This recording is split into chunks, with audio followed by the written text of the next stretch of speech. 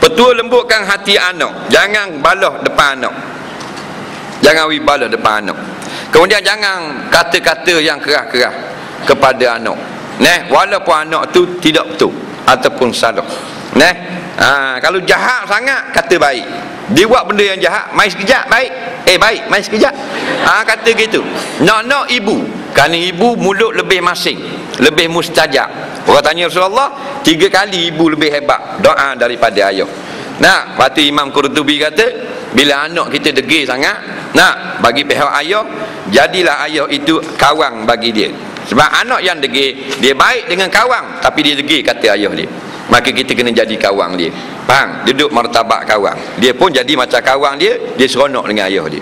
Bagi mak pula, baca Yasin, tiup dia air, niat lembutkan hati anak, beri minum ke anak. Soalan seterusnya, saya terima email akan berlaku gegaran kuat pada 3 Ogos 2012, 15 Ramadan. Jawabnya, benda ni tak wajib kita percaya. Faham? Cuma kita yakin sampai masa adalah alamat-alamat kiamat.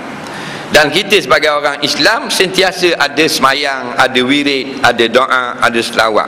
Kalau benda ni kita maintain semua, di mana zaman kita berada, kita selamat. Keluar Imam Mahdi, kita bersama Imam Mahdi. Turun Nabi Isa, kita bersama Nabi Isa. Betul tak?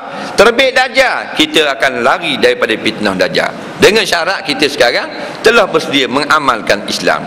Tak usah duk bimbang lah, bila tarikh kiamat Dajjal akan keluar kok mana, tak payah. Kita yakin benda tu akan ada kerana telah disebut dalam hadis-hadis yang mutawatir. Faham? Jadi dalam keadaan sekarang, kita tinggalkan masalah gegar, bunyi dan sebagainya. Kita teruskan dengan kehidupan kita dan amalan-amalan kita, biar ada link dengan Allah Ta'ala siang dan malam. Di mana zaman saja kita berada, kita pasti selamat. Soalan seterusnya,